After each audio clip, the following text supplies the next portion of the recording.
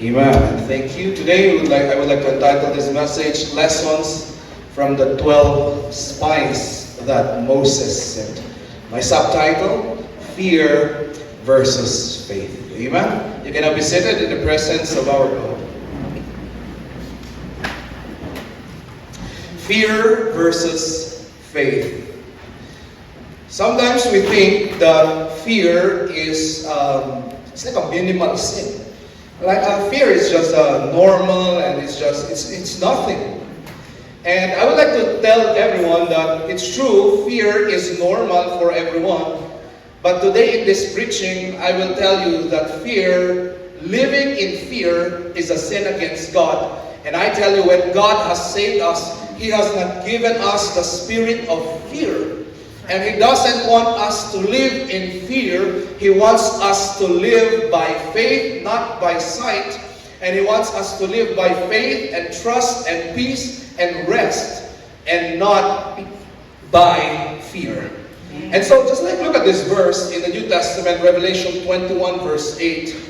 Let me tell you folks, all sinners will go to hell. All of us deserve hell, amen? We are all sinners. And if we will not repent of our sin, and if we will not listen to the gospel message, if we will not trust the Lord as Lord and Savior, we will be condemned in hell because of our sin. Every sin, any sin, sends us to hell. Disobedience sends us to hell unless we have believed and received the Lord Jesus Christ as Lord and Savior. That's true. But here in the book of Revelation, when John specifically mentioned some sins that really condemns people. Look at this, what did he say? But the fearful and the unbelieving and the abominable and the murderers and the warmongers and the sorcerers and idolaters and all liars shall have their part in the lake which burneth with fire and brimstone, which is the second death. When John enumerated the sins that really puts us to the second death, that means the death of our soul in hell, the first one he mentioned was the fearful. It means fear is not a simple sin. Living in fear is not a sinful sin. That is not the desire of God for us. He wants us to live with courage, with peace and rest, not fear. And if I would discuss the anatomy of fear, look at this slide. And I just want you to look at it. You can take a picture of it. But this is the anatomy of fear compared with faith, okay? So everything starts with the circumstance or the facts that are happening in our life. And every man, all of us experience problems, all of us experience hardships, all of us will experience temptations.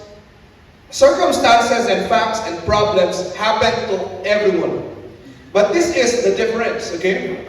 A person who is living in fear what happens to him is this. Because he has no firm foundation, dahil po wala siyang tinatayuan na katotohanan ng salita ng Panginoon, there is no rock in which he is standing. There is no foundation in which he is standing. It means when problems come, he will crumble because he has no firm foundation.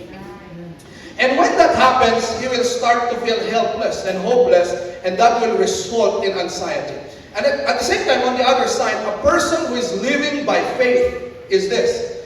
Even if facts happen, circumstances happen, problems happen, or trials will come into his life, because he knows the Word of God. Because he knows the Word, he is reading the Word, he is listening to the Word, he is applying the Word of God, he is trusting the Word of God, because the Word of God is there. He has a rock to stand on. He has a firm foundation that cannot be shaken.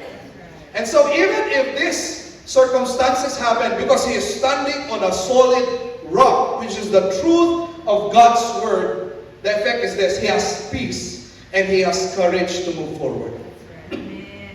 That's why if we will review the story that we just read a while ago, our preaching lesson today, what happened was this. Moses sent 12 spies. Remember here in the book of Numbers, they were in the bottom of Mount Sinai and they're about to go to the promised land. So before they would move forward to the promised land, he sent 12 spies. He chose 12 best young spies from each tribe. If you will check their names, it's the same names. If you will check their names, all of their names have L in the last. Gamaliel. What is this? They are godly men. They are the best men, young spies from each tribe. And so Moses will send the 12 of those go into the land. And what happened was this: when they were in Canaan, in the promised land, they saw the enemies, they saw the walls, they saw the giants, they saw all of these facts. But when they came home, now we have two different reports. The 10 spies, the 10 majority, except Joshua and Caleb, gave a bad report. And then Joshua and Caleb, just 2 among the 12 spies, gave a good report. And if you would check in the text, both of them recognized the same facts. So it's true we have a problem. It's true there are giants. It's true there are enemies. It's true there are walls. Okay? Faith doesn't deny facts. It's true you have a problem.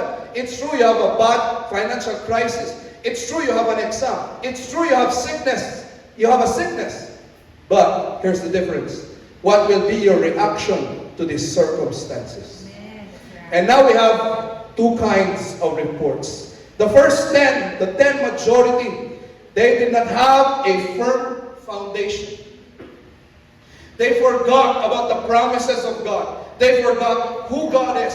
They forgot, the prophecies that God said. And so they are not standing on a solid rock. Ano po ang naging reaksyon sa kanila? If you would read the text, they said, hindi natin kaya ang promise natin. Hindi natin kaya ang mga Canaanites na yan. Hindi natin kaya ang mga Amalekites. Hindi natin kaya ang mga giants na yan. In fact, they felt hopeless and they said, para tayo mga grasshoppers sa mata nila, ang lalaki nila, hindi natin sila kaya. And what is the effect? Anxiety. That's why they started to go around the camp and say, sabihin natin, di natin kaya. They went around discouraging the other people and said, let's tell Moses, we cannot do it, let's run back, let's go back. This is anxiety. And fear cripples you. That's right. When you are living in fear, it cripples you, it makes you weak, it hinders you from progress. But these 2 spies out of the 10, Joshua and Caleb, yes, they saw the giants. Yes, they saw everything. Same facts. But when they came back, they were standing on a solid foundation. That's why if you would read the text, they were saying, what did Joshua and Caleb say? They said, guys, have you forgotten? Since the time of Abraham, God already promised this land is ours. They were saying, have you forgotten the promise of God? He said to Jacob that he will bring us back to this land. Have you forgotten the prophecy of God that the bones of Joseph will be buried in the promised land? We are not yet in the promised land. It means the prophecy is not yet complete. Have you forgotten this, guys? They were trying to report, nakalimutan mo na ba na hinati ng Panginoon ang Red Sea? Paano na lang itong mga giants na itong madali lang yan, yung Red Sea na hinatin yan. He has given us a pillar of cloud. Have you forgotten? Are you trying to see this, guys? It's different. Yes, giants, hindi natin kaya. But these people, giants, have you forgotten we have a big God? Nothing is impossible with God. And so what's the effect? They were the only 2 standing spies who were telling the people, let's go, that land is ours. Amen. Folks, do you have a firm foundation? Amen. And mind you, your money cannot give you peace. Your money cannot give you security. Your education cannot. I have met people who are educated but depressed, cannot stand on their own feet. With money, but when problems come, they crumble. Why? Money is not a firm foundation. Education is not a firm foundation. It is the truth that is a firm foundation. Amen. At kapag hindi ka nagbabasa ng salita ng Panginoon, wala ang salita ng Panginoon sa buhay mo, wala si Kristo sa buhay mo, hindi mo inaaral ang kanyang salita, hindi ka nagtitiwala sa kanyang salita, wala kang tinatayuan na bato, and when the storm would come, you would crumble. So folks, how do we win against all the fears that we have? You know, you mothers, you have a lot of fears. Sometimes even Gen Zers today and even Generation A, they have a lot of fears. Imagine, even when I talk to elementary kids, I would ask them, how are you? They would say, you know, Pastor, I have a lot of problems. Imagine grade 5, grade 6, they have a lot of problems. High schoolers, they have a lot of problems. You know, you cannot weather all of those if you're not standing on a firm foundation. And you cannot even trust friends. I tell you, your friends, if trials will come, you will see who your true friends are. And let me tell you this, when problems will come, you will see that sometimes all your friends will leave. It's not a firm foundation. So this is my question. Are you learning God's Word? Are you growing in the Word of God? Are you applying the Word of God in your life? That is the only thing that can keep you living by faith and not living by fear. That's why, you know, there is an old Methodist hymn that we Baptists also sing. How firm a foundation. It's a very nice theme that says, what is your foundation? It is the Word of God. You know this song, right? How firm a foundation, ye saints of the Lord, is laid for your faith in His excellent word. What more can be said? Done to you He hath said, to you who for refuge to Jesus have fled. The Word of God contains a lot of truth that can make you solid in your life so that you will not be living in fear but living in faith. But if you would look at the next verse of this song, look at this. Fear not, I am with thee, O be not dismayed, for I am thy God, and will still give thee aid. I'll strengthen thee, help thee, and cause thee to stand, upheld by my righteous omnipotent hand. I don't know if you know this, but it's actually a quotation from a Bible verse. And what is the hymnist trying to tell us? In order for you not to live in fear, you need to know all of these truths. That God is with you. That you do not need to be dismayed because God is your God. These are all verses. I'll strengthen thee, help thee, cause thee to stand, upheld by my righteous, omnipotent hand. Amen. The truth will make you stand in the face of problems. And the reason we're crumbling in fear is because there's no truth to back us up. Folks, let us study His Word. Let us make His Word our life. Let us make Him our life, that we will have the strength to stand up. Amen. And so, let me divide my message in two parts. What does living in fear look like? And what does what does faith do to us? And what does fear do to us? So what's the effect of faith and fear in our life? You ready to learn, guys? Yeah. Okay, let's go straight with fear. Let's start with fear first. What does fear do to you? Number one is this. It makes you focus on obstacles and on your weaknesses.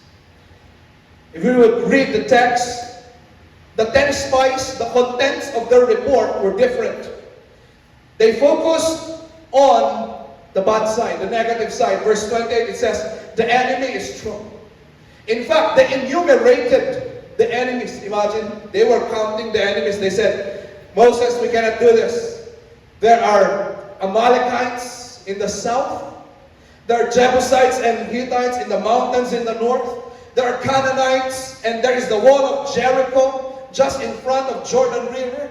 And when you go inside, it's not yet done because the sons of Anak, the Anakims, the giants are there. What is this? They were focusing on the obstacles. They were focusing on the hindrances. And not only that, they said, there are a lot of walled cities there. Theologians would say, the walls during this time were about 5 feet tall. That's 50 meters high and 30 meters thick. Imagine, they saw that detail. What is this? They were looking at the negative side.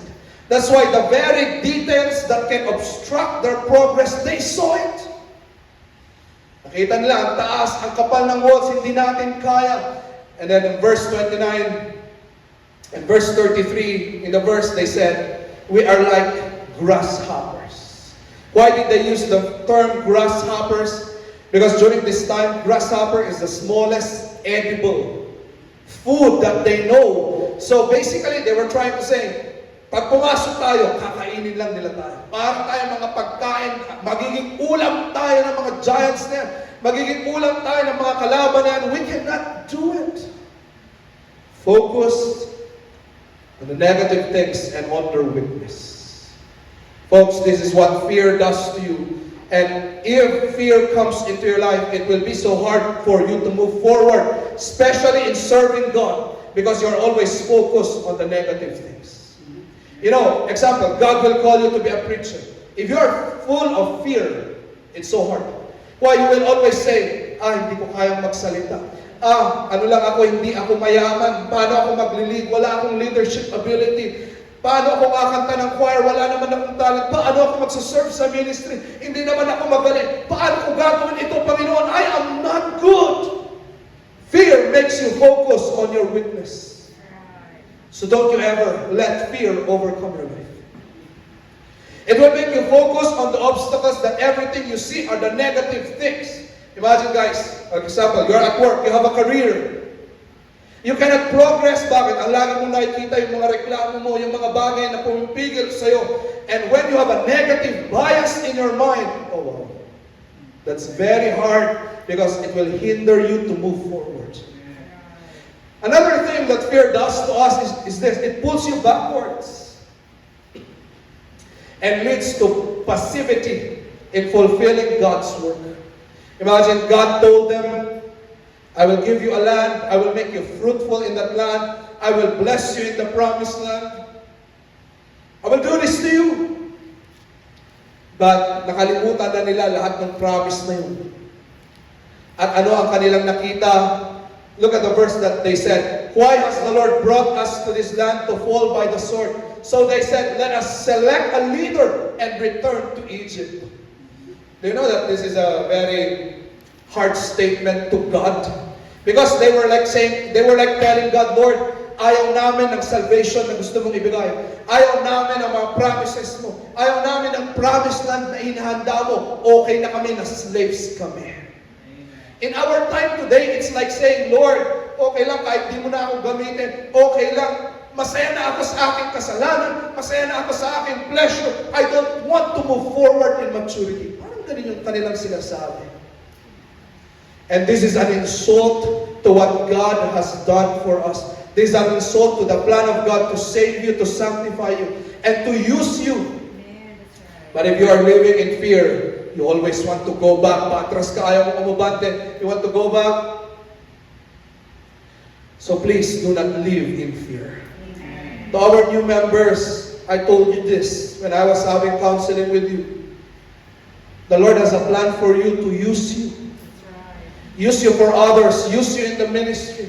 Use you to share the gospel. Huwag kang maunahan ng tawag. I want you to live by faith and courage and tell me, Pastor, I will learn God's word. Pastor, come on, give me a teacher. Mag-aaral ako. Come on, Pastor, involve me in the ministry. I want that to be your attitude.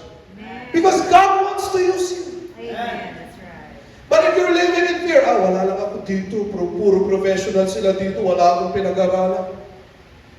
It will be so hard for you to move forward. It will make you passive in God's word. And the worst is this. Thirdly, what does fear do to us? It leads to God's rejection and unnecessary delays. Because you are very fearful, you're living in fear, ayaw mong iwan ang iyong comfort zone, ayaw mo ng promise ng Panginoon for you to grow and mature. Ano yan? Magkakaroon ka ng mga unnecessary delay sa iyong buhay. At pag nakita ng Panginoon ang iyong attitude of fear, He will reject you. Look at this verse. Numbers 14:34. According to the number of the days in which you spied the land, 40 days. For each day you shall bear your iniquity 1 year, namely 40 years, and ye shall know my breach of promise. What is this? The main reason, theological reason, kung bakit naglakbay ang Israelites sa wilderness for 40 years is because of this spice. If you would remember, from Egypt to Kadesh Barnea, that's only 11 days or 11 to 14 days. Egypt to the promised land, almost 2 weeks walk. But why did it become 40 years? This is the technical reason. Because God said, kayong mga spies, I sent you to spy the land for 40 days. You came back and you discouraged the people. In-influencehan niyo yung mga iba na hindi mag-serve sa akin, na hindi mag-move forward. You discouraged the people. You gave a bad report. You forgot how great I am. And this is your punishment. Because nag-spy kayo ng 40 days, 40 years din kayo maglalakbay. Imagine, for 1 day of being fearful, you have 1 year of delay. This is what happens. And probably many of you know this. Even business people, you know this. Sometimes you're afraid, it costs you many delays. You're afraid to move forward, you don't want to trust God, you don't want, it will just delay you. And look at this last phrase, and you shall know my breach of promise. In the Hebrew, that word breach of promise is one word. And it means opposition or rejection. Ano ito? Sabi ni God, ipapatikim ko sa inyo ang aking opposition or rejection. Because you are living in fear, gusto mong mag-move forward, pero ako mismo ang pumipigil sa iyo. It's a strong word that God is saying, I don't want you to live in fear. I want you to live by faith, so I will show you my bridge of promise. And because of this, na-delay ang mga Israelites. And this is what happens when we live in fear. There's a personal testimony I would like to share. In the course of my calling as a pastor, since I resigned from TI, gave my life for full-time ministry, kung meron isang decision na blessed ako na ang Panginoon, hinayaan niya ako to make that decision, it's willing to move out from a life of fear. Because before, when I surrendered my life, the early years of my ministry, of yung aking buhay as full-time minister, ang dami kong fear, Lord, kaya ba namin mag-umpisa? Kukunti lang kami, wala kaming pera. Hindi ko alam, wala akong gaano experience sa pag-church plan. I have a lot of fears. Lord, I do not know. And I tell you guys, that fear led me to have some delays for some years. But the moment we said, Lord, we will trust you. We don't know what will happen. Hindi namin alam kung hindi kaya. Dapat naman talaga, kahit hindi natin kaya, we will follow the Lord because it will be Him who will do it. And when we said that, let's go, let's put out all this fear, let us trust God. And it has been the best years of my life. And now we are growing. And many of you know this, your decisions in the past, that because of fear, takot ka sa sasabihin ng iba, kaya hindi ka makapag-move forward. Takot ka sa complaint ng iba, takot ka sa napakaraming bagay. Please, do not let fear cripple you. Give your life in serving God. And now let's go to the positive side. What can faith do to us? What does faith do to us? Ito po, napakaganda. Letter A is this: boldness in our obedience, service, and sacrifice to God. If you are living in faith, you have the boldness to obey every word in the Bible. You have the boldness to serve God, and you have the boldness to sacrifice. Look at verse 14. It was actually Joshua and Caleb who were speaking in this verse already. In chapter 13, that is the bad report. But in chapter 14, this is where Joshua and Caleb stood up to speak. At ano ang kanilang reply? Only do not rebel against the Lord, nor fear the people of the land. Look at this. For they are bread for us.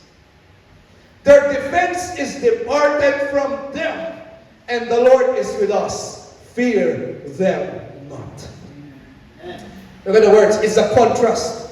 The negative report, they said, we are like grasshoppers. They will eat us. But now, Joshua and Caleb reversed it and said, no, they will not eat us. We will be the one who will eat them. They are like bread to us. Sila ang ating uubusin. Sila ang ating pupulbusin. And I like this phrase there. They said, their defense is departed from them. And they would, yes, guys, they have walls. But let me tell you, God already removed their defense. We can push through these walls. Yes, they have military army, but if God remove His hand on them and place His hand on us, we can defeat them. Imagine this. And so what is their conclusion? Let us not fear them. Let us not fear them. And the words of Caleb said, let us go up and possess the land because it is ours. They had the courage to obey God, move forward. And I tell you guys, living in faith will give you boldness to obey God, to serve Him, and to sacrifice for Him. Many of us today cannot give our full service to God. Because even if you will not admit this, I will say it, you're living in fear. Pastor, hindi mo naintindihan. Ang hirap ng aming kalalagayan. Hindi ako makapag-serve sa Panginoon. Busy ako. You're still living in fear. God is your provider. Amen. Pastor, pasensya ka na hindi ko maipadala ang aking mga anak para mag-practice. Maraming mga tao dyan, baka ano pang mangyari sa kanila. You know, do not live in fear. Let God protect your children. Let God protect you. Many of you cannot sacrifice for God. Sacrifice time, sacrifice money, even sacrifice your life because ang iniisip mo, paano ang pamilya, paano ako? You're living in fear.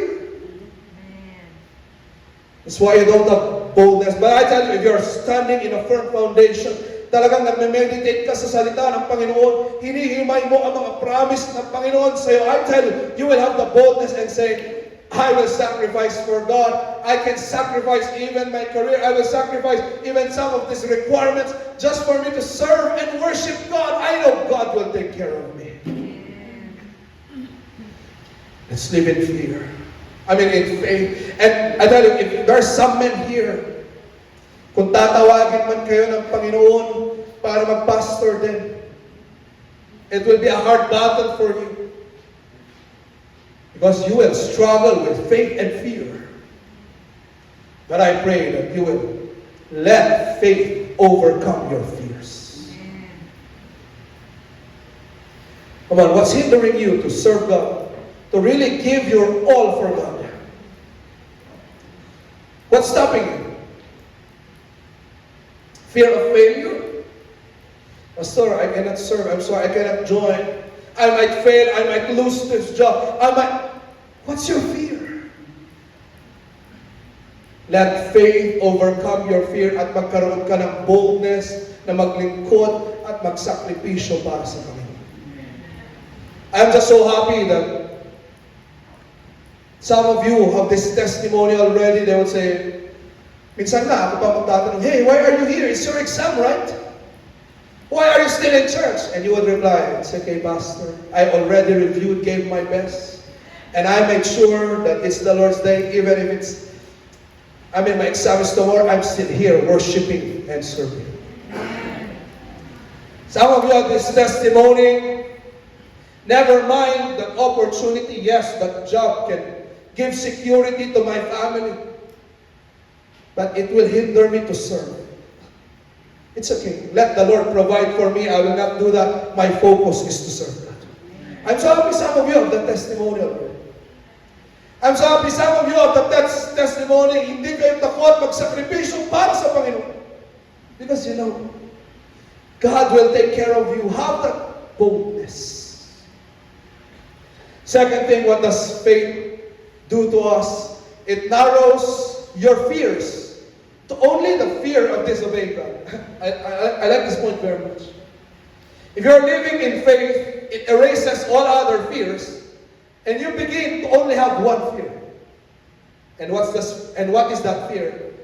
I don't want to rebel against God. I don't want to disobey God. I don't want to be separated from God. And if I am close to God, I know He will answer all my other fears. Look at this verse. Only do not rebel against the Lord, nor fear the people of the land. Imagine this phrase by Caleb and Joshua. Sabi nila, kaya natin sila. Huwag kayong matakot sa kanila. Dapat dito kayo takot na mag-rebelde kayo against God. Kung meron kang magiging takot, yun ay yung mahiwalay ka sa Panginoon. Yun ay yung hindi ka close sa Panginoon. Yun ay yung hindi ka nakadepende sa Panginoon. Mas nakakatakot yun kaysa yung mga fears na meron ka ngayon. Dahil pag nakafocus ka sa mga fears na meron ka ngayon at malayo ka sa Panginoon, sino ang tutulong sa iyo? Wala. Pero kung ang fear mo ay hindi ka mahiwalay sa Panginoon, kaya nakafocus ka sa relationship mo sa Panginoon, at sa pag-obey sa Kanya, pag-serve sa Kanya, pag-worship sa Kanya, siya ang sasagot ng ibang fears mo. You're trying to get this, guys? Amen. If I will let you list down your fears right now, I tell you, it will be more than 10. If you are a mother, 30. Or more. You have so many fears. Fear of failure, criticism, fear of problems, despairs. Daming fear. Fear for my children, fear for all this. What can erase this long list of fears? Ito yan. Nakafocus ka sa Panginoon and let God take care of all these fears. Ang sabihin mo sa sarili mo, ang mas nakakatakot ay ito. Yung itong mga fears ko na ito, they will draw me away from God. That's the most fearful thing for me. Because if these fears draw me away from God, who will be my strength? Who will be my provider? Who will give the solutions for all these problems? Who will be my anchor? Who will be my stronghold? No one. At kung merong bagay na pinaka-kinakatakutan mo, Lord, ayaw ko mapalayo sa iyo. Because if you are close with God, He will the one to answer all of these fears. I just wish I can hear from members na magsabi sila, Pastor, alam mo, takot na takot ako ma-miss ko ang worship. Kasi yun lang ang lakas ko from Monday to Saturday. Kaya takot ako ma-miss ko ang worship on a Sunday. I wish I can hear people like that. I wish I will hear. Pastor, alam mo, ang pinakabagay na kinakatakutan ko, hindi ako makapagbasa ng Biblia kasi anong ituturo ko sa anak ko kung wala akong alam sa salita ng Panginoon. My kids will grow up wayward if I cannot teach them God's Word. That is my greatest fear. I wish we can hear people like that. Christians who will have that statement, my greatest fear is spiritual things, not doing spiritual things. Kaysa nakakarinig tayo ng mga Kristyano, takot po ako para sa akin anak, takot po ako para sa aking sarili, takot ako para sa aking exam, to the point na nakalimutan mo na ang Panginoon dahil takot ka masyado sa mga fears na ito. Only do not rebel against the Lord. Only do not be separated from God. Only do not put God in the last, put Him number one. He will take care of other fears. Amen. Let me ask you guys, are you not tired of living in fear? Talk to me. Are you not tired? Every day, tawad na tawad ka lagi. May anxiety ka lagi. Pasok ka sa work, pasok. And you know, your reaction is this. Because of those fears, you tend to focus on these fears that you are far from God, then who will give you peace? You know, one of the verses that I like in the book of Psalms, it says, the way of the unrighteous is hard. The way of those who are far from God is hard. Sometimes we think that the life of unbelievers and people who are far from God are good because they post it in social media, they're in the beach, they're eating all this food. Sometimes we think they're happy. But I tell you, the Bible says, the way of the unrighteous is hard. If you are far from God, you're not worshiping or serving Him, malayo ka sa Kanya, wala kang relationship sa Kanya, it's hard. Because every day you're living in anxiety, in fear, you are living in superficial joy but no real joy. Mahirap ang buhay ng malayo sa Panginoon. Di ka pa ba pagod na everyday pagod ka at fearful ka, anxious ka? Ano ang solusyon? Only do not rebel against God. Only be not far from God. Make Him your greatest fear and He answers all other fears. It's a hard lesson, but it's a good lesson for us. Amen? The third, what does faith do to us? Number 3, faith leads to rest, peace, maturity, and God's blessings. Of course, Canaan land is a picture of rest, of peace, of maturity, and of the blessing of God. And look at this verse, Numbers 14:30. Except for Caleb and Joshua, you shall by no means enter the land which I swore I would make you dwell. What is this, guys? Everyone who came out from Egypt died in the wilderness. The only ones who entered Promised Land are the ones who were born in the wilderness. Except 2 people. Who is that? Joshua and Caleb. Why? Sabi ng Panginoon, I will not give my promised land to people who cannot even believe in my promises. Why will I give my promise to someone who doesn't even believe my promise? Why will I give rest to someone who does not want to rest in me? Why will I give this land that represents maturity to someone who doesn't even want to mature? And they all died in the wilderness. That's why when they entered in the Promised Land, everyone was 40 years old and below. Right? Except 2. Caleb and Joshua. They were the only 2 ones who experienced maturing in their faith, who experienced rest and peace and the blessing of God. Marami pong blessing na inihanda ang Panginoon para sa atin. Paniwalaan mo yun at nabuhay ka na meron pananampalataya sa mga promise na yun. Kaya nga po, ang tawag ng Bible sa ating mga Christians is believers. Do you know that the term Christian was not even used by Christians? It was used as a mock word. Unbelievers told Christians, these people are following Christ, that's why we will call them Christians. But the real name for Christians is believers. Why? Because we believe something. And we are living na meron tayong pinaniniwalaan na walang hindi paniwala ng iba. Kaya nga, iba tayo mabuhay. Bakit? May pinaniniwalaan ako na galing sa salita ng Panginoon. Ganito ako mabuhay. Kaya ako ganito ka-confident. Kaya ako ganito ka-courageous. Kaya ako ganito mag-take ng risk dahil meron akong pinaniniwalaan. Amen? And when you live in faith, trusting in the Word of God, there is blessing, peace, and maturity. And as I conclude, let me say this, let me show this slide. How can faith be more powerful than fear? How can faith be more powerful than our fears? The answer is this: you need to train yourself to focus on God's blessings and how He works in your life, so that it will remind you that God's promises are true. And your fears are just a product of your emotions.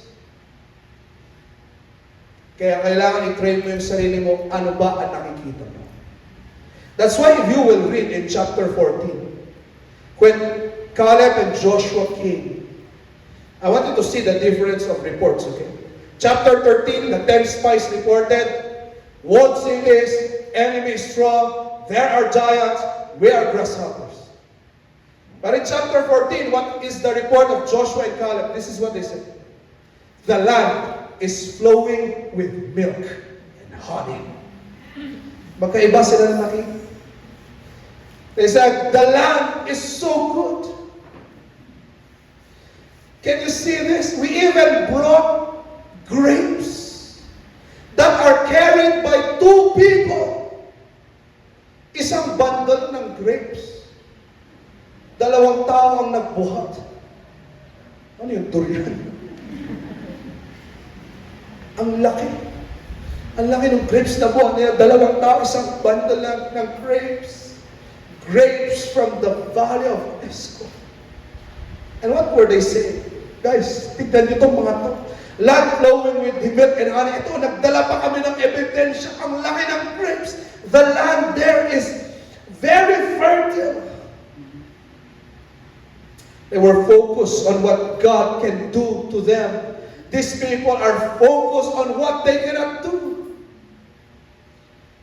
You need to train yourself. If you want faith to overcome your fear, you need to train yourself to look at the many blessings that God has for you and the many works He did in your life.